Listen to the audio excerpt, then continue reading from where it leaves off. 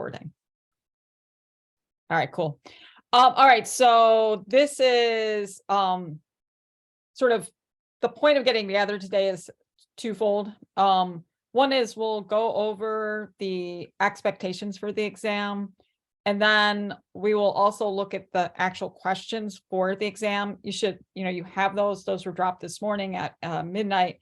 And so just like if we were in a real class together, we would go over the questions, and then you could sort of ask if you have questions about the questions, just so that, there's a lot of clarity going into the exam. Okay.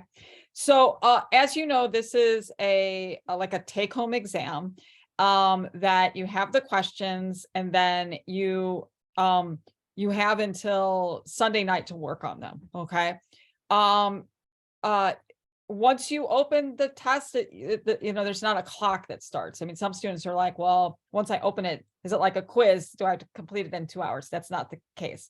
You have a lot of time to work on it.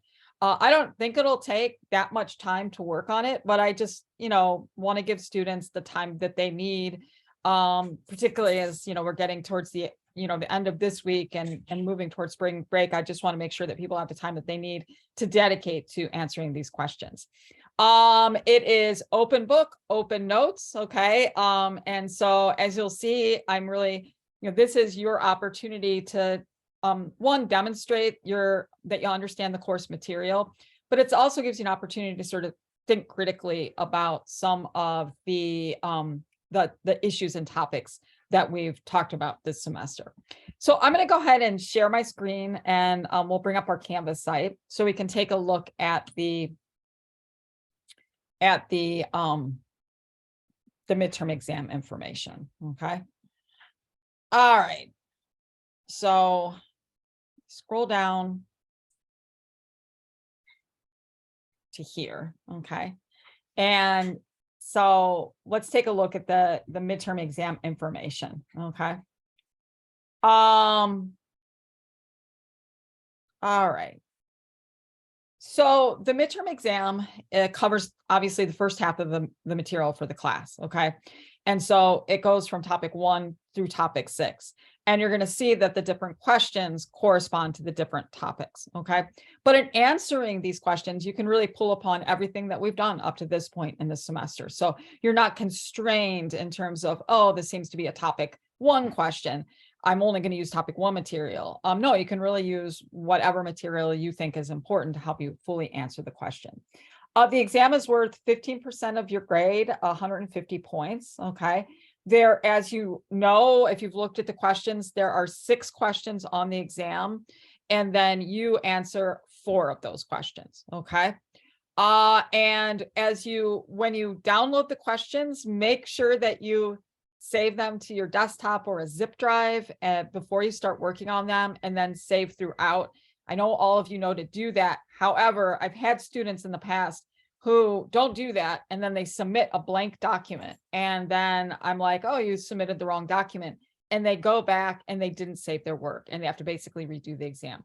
So just make sure that you are saving it, using maybe your last name and whatever, Paul 120, and then just save throughout. It goes without saying, but I also like to say it because I hate to see students get in that situation. And so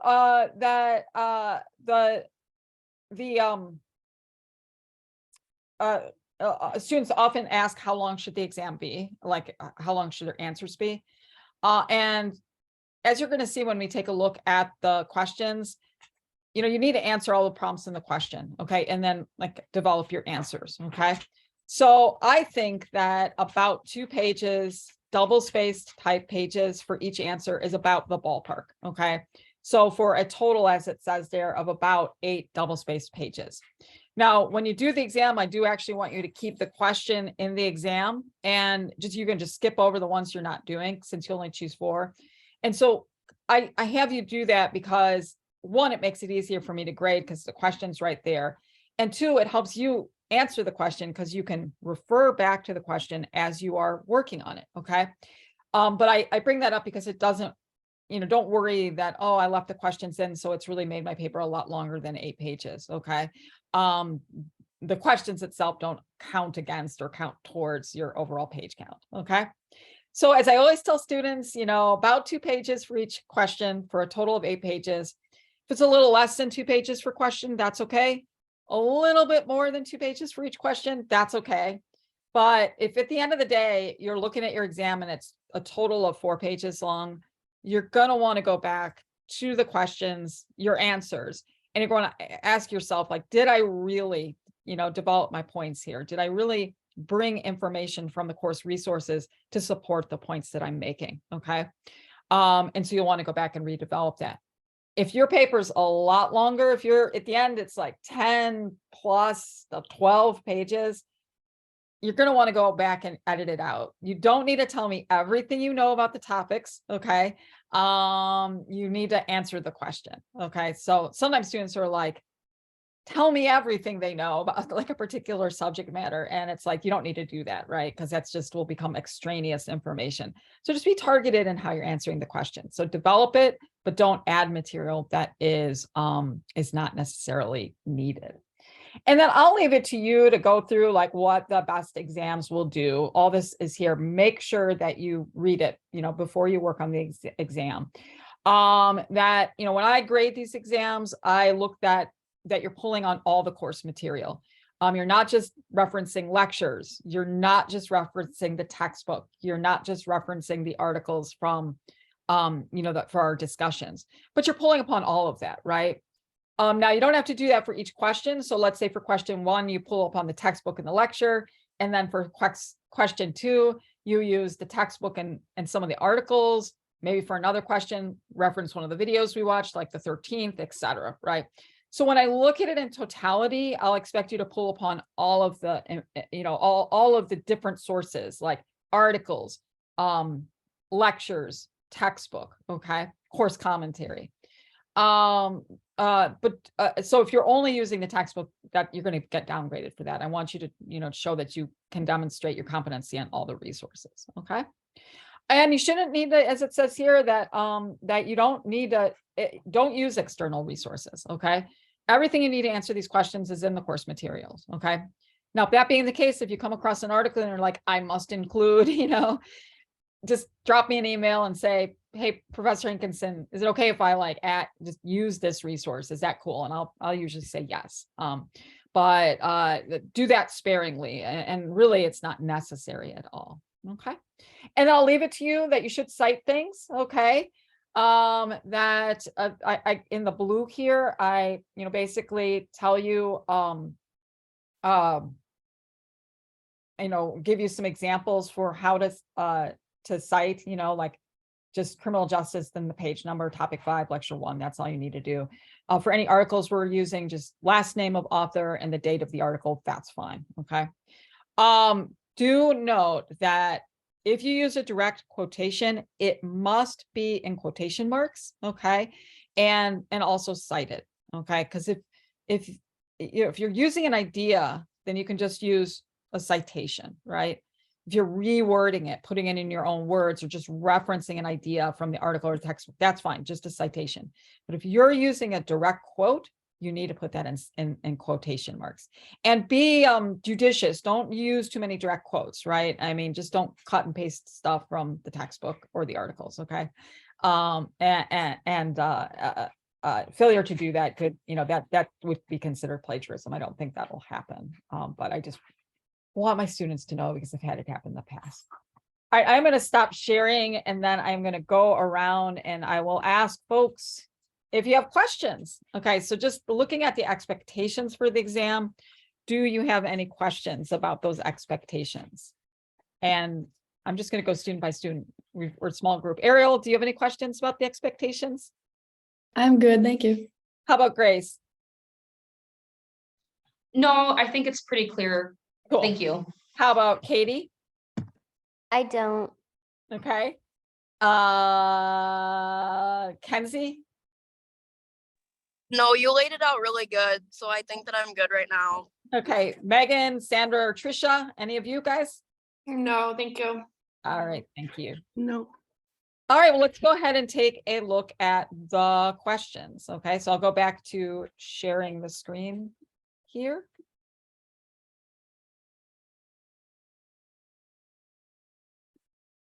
And I'm actually going to get, well, so, you find the exam questions just, right here, midterm exam questions. But I'm actually going to pull them up on just my desktop here because I think they're easier to see. All right. So here are the questions. Hopefully, and just to reiterate, make sure you include the question at the start, okay? All right, so the first question has to do with the stages of the formal criminal justice process. Remember in class, we talked about that there are these formal steps in each of the stages of the criminal justice system, but that, we don't always go through all of them, right? But this is getting you to talk about the 4 stages of the formal criminal justice process, right? The police stage, the prosecutor stage, the trial stage, and then the correction stage, okay? And so first, I want you to briefly describe the 4 stages of the formal criminal justice process. You don't need to explain each of the steps in the stages. So don't say, okay, there's the police stage, and then list all, 7 steps in that. You don't need to do it. Just tell me what happens in the police stage, what happens in the prosecutorial stage, what happens in the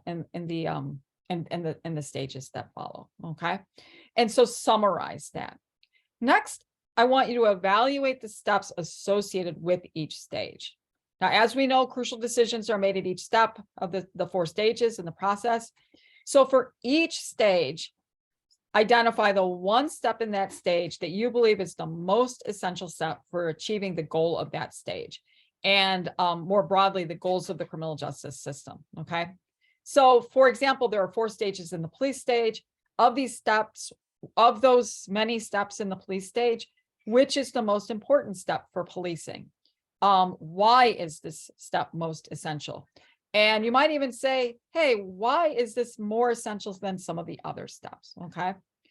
Make sure to provide an argument for your choice, and make sure to identify a step for each of the 4 stages. So do one for the police stage, prosecutorial, and so on and so forth. Okay. There's no right answer. Well, there's a right answer. There are 4 stages. Okay. If you don't get the 4 stages right, then, you're wrong. Then that would be wrong. And there are specific steps within each of the stages. So if you pick a step that's not in the correct stage, that would be wrong. But assuming that you pick a correct step in a stage, there's no right step to choose. Like for policing, you could choose investigation, right? You could choose initial contact, right? Make an argument for it. Persuade me that of why you think it's essential. Okay. So that's the first question. So I'll just say, are there any questions for that first question? Any clarifications that you need?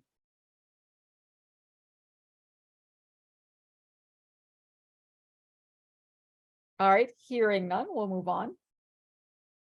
The next is pretty straightforward. That it says there are many steps in the formal criminal justice process, but very few of the criminally accused go through each step in the process. And this is often referred to as the criminal justice funnel. So I want you to first describe this concept. What is the criminal justice funnel? Make sure you pull upon course resources to answer that question.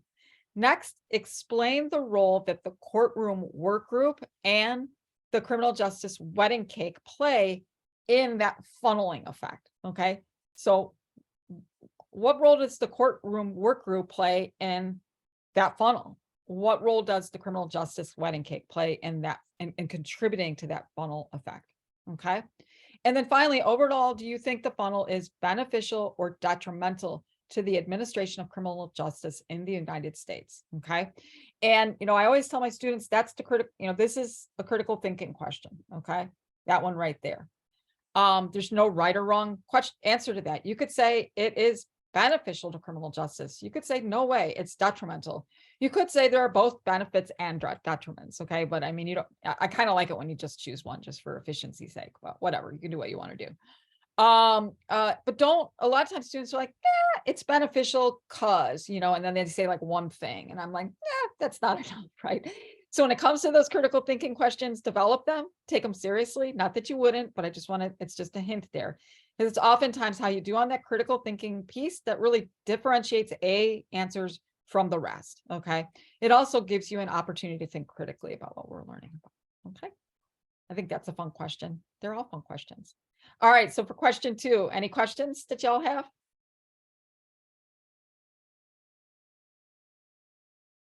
All right, moving on.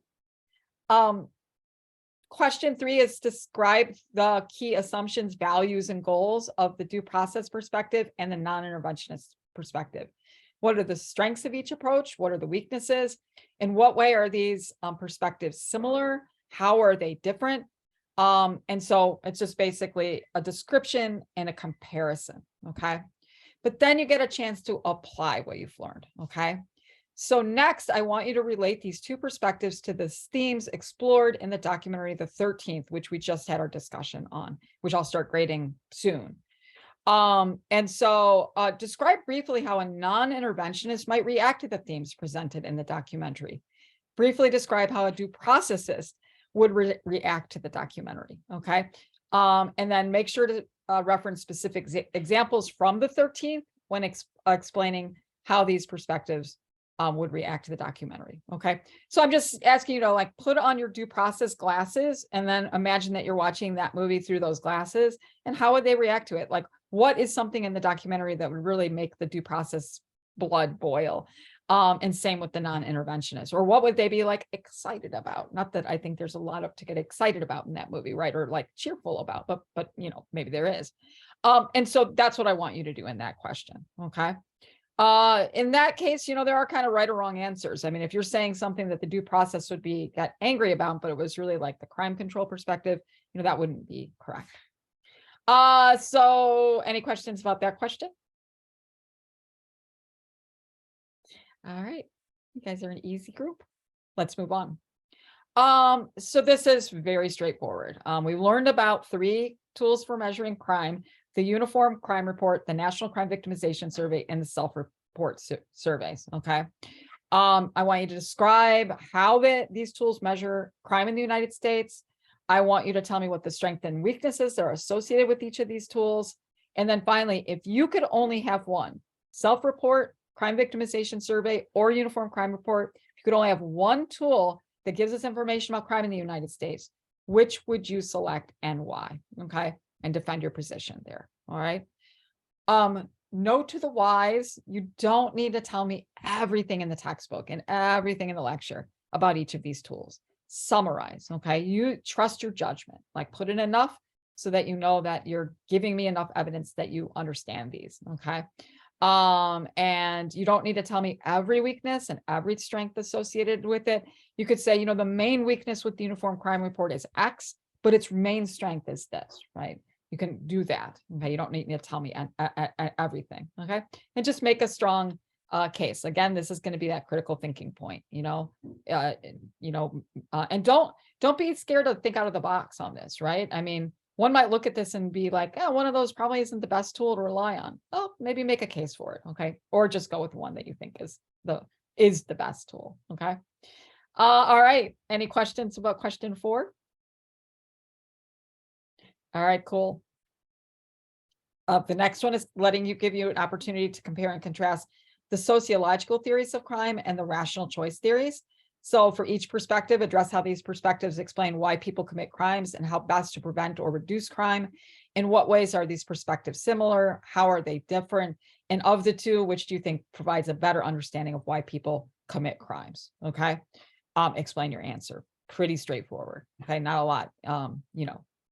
You got to make a good argument, right? In terms of why one is better than the other. Okay. Here, you're going to want to pull on different things that we had, the lectures, any readings that might help with the rational choice, or at least calling into question the rational choice. And also hint, sociological theory includes 2 branches. The best answers will reference those 2 branches. Again, you don't have to tell me everything about those 2 branches within sociological, but you're going to want to at least indicate that there are 2 different branches within sociological. Okay. All right, any questions about that? All right, and then for the fun one,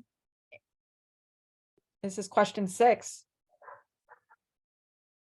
No, you can't do both 6A and 6B. This is the hypothetical, okay? So this question is like kind of the extra credit project that we did, and I'll be grading those today so you can get feedback for your exams. There's a hypothetical, and then it's like, hey, you get a chance to either act as the prosecutor or as the defense attorney. Okay. You can't do both. So if you do this one, and I hope you do, students are like, don't always do this one. And I'm like, it is so fun. Make sure you do it. 6A, so the 6A is where you act like the prosecutor. Okay.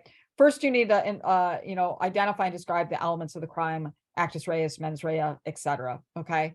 And then next, pretend you're a prosecutor, review the hypothetical scenario below, keep in mind each element of the crime, prove to me beyond a reasonable doubt that the defendant is guilty of murder in the first degree. Okay. So very similar to the extra credit project that we did. And for the second one, you act as a defense attorney. And so first you describe the basic differences between the excuse and the justification defense, making sure to identify and briefly describe the main defenses in each category. Okay. So just briefly. And then you pretend like you're a defense attorney. And so your client's been charged with murder, see below, and then you select one excuse defense and one justification defense that you think is going to be most effective in defending your client from the charge of murder. Okay. You could raise doubt about actus reus. That's one thing a defense attorney can do, right? You've got the wrong person. My client's not the one who engaged in this killing. Somebody died, but it wasn't my guy. Okay. You could do actus reus instead of an excuse and a justification. So you could do one excuse and actus reus. You could do justification and actus reus, or you could do just excuse defense and justification. Okay. And I'll let you read the hypothetical, but in summary, it's about a young 17-year-old, so not an adult, hint, responsible for taking care of his ailing dad who has like late stage multiple sclerosis and is deteriorating. He doesn't want to keep living. He keeps asking his son to end his life, which is a crime, and can't do that. And so then it's really burdensome for the son. He's a lot of stress. He wants to go to college. He feels really guilty if he leaves his dad behind, right? And so the father is found dead from a lethal dose of painkillers in his yogurt. Okay. And then they charged the son with first degree murder. Okay. And then I think at the end, there's lots of information here. Okay. And then it tells you at the end that to be guilty of this charge, like it tells you what's included in that crime itself. Okay. That'll give mostly the prosecutor some information to tell. All right. Any questions about that last question?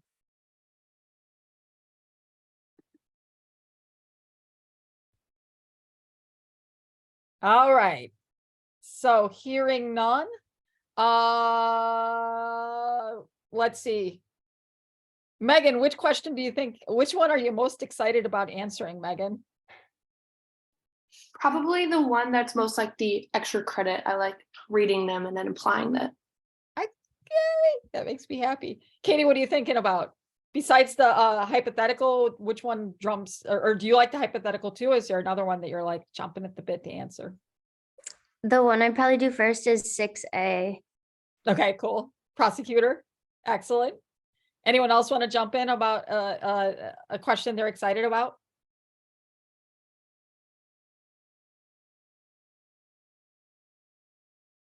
I'm excited to see the application of that non-interventionist and the due process to the 13th, the movie The 13th, because I think it really like gives you an opportunity to like apply what you're learning. So I know that's maybe a little bit more challenging because you need to bring the movie into it, but kind of excited to see that. All right. Another purpose of this is that, do you have any general questions about the concepts that we've learned about this in this first half? Anything you want me to go over, anything like that?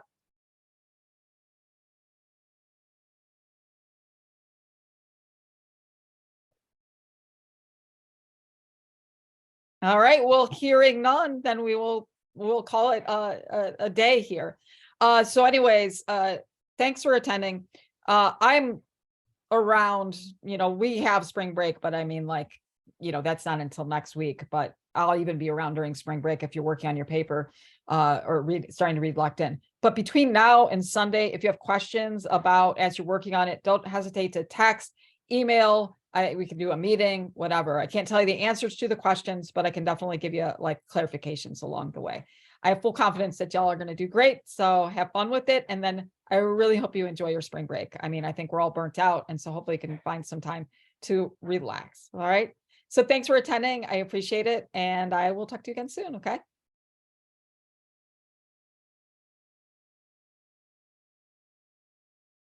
Thank you. You're welcome.